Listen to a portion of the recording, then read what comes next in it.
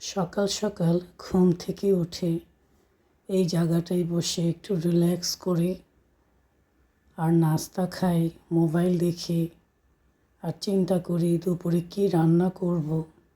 নাস্তা খেয়ে গরম গরম এক কাপ চা না হলে আবার আমার ভালো লাগে না, তাই নিয়ে নিলাম চা। চা খাবো, কিছুক্ষণ মোবাইল দেখব। আজকাল কেন জানি টিভি দেখতে ইচ্ছেই করে না, শুধু মন চায় সারাদিন মোবাইল নিয়ে বসে থাকি। যারা যারা ফেসবুকে কাজ করেন তাদের সবারই মনে হয় একই সমস্যা, তাই না? কেন জানি আবারও ছোটোবেলায় ফিরে যেতে ইচ্ছে করে, কিন্তু তা তো আর সম্ভব না। ছোটোবেলার কত স্মৃতি যে মনে পড়ে একা একা যখন বসে থাকি।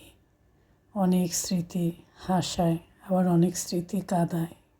এই তো মেয়েদের জীবন, সংসার, স্বামী, সন্তান নিয়েই তো আমাদের বাঁচতে হবে মৃত্যুর আগ মুহূর্ত পর্যন্ত।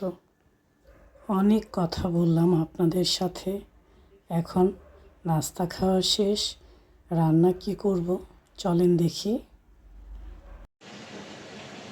এই তো চলে এসেছি আমার রান্নাঘরে।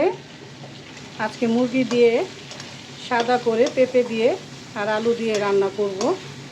মুরগিটা কষিয়ে নিচ্ছি।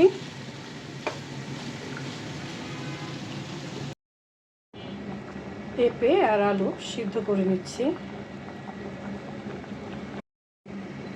পেঁপে আর আলুটা সিদ্ধ হয়ে গেছে, এখন আমি উঠিয়ে নিচ্ছি পেঁপে আর আলু, পানিটা ঝরিয়ে।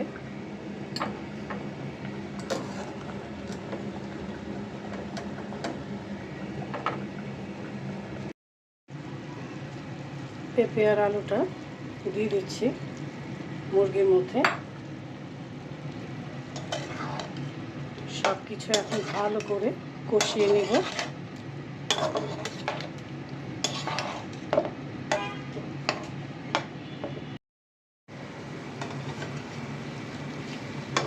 মুরগির মাংসটা পেঁপে আর আলু সব কষিয়ে নিলাম, এখন পানি দিয়ে দিব। এই ধরনের তরকারি স্বাস্থ্যের জন্য খুবই উপকার, একটু ঝোলঝোলি রাখবো তাই একটু বেশি করে পানি দিলাম।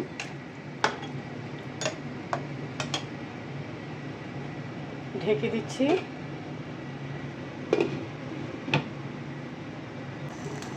কয়েকটা কাঁচামরিচ দিয়ে দিলাম,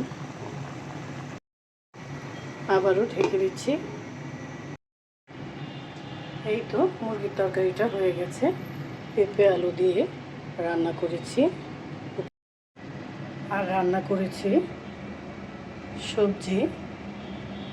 এটা আমার ঘরের সবাই পছন্দ করে, তাই রান্না করতে হয়।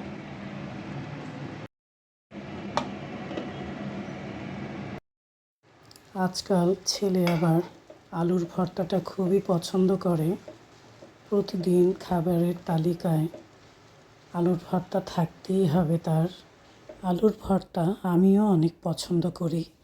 গরম গরম ভাতের সাথে আলু ভর্তা খেতে কী যে দারুণ লাগে।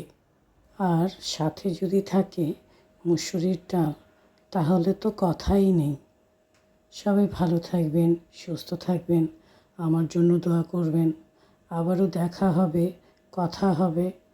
এখন আসি, আল্লাহ হাফেজ।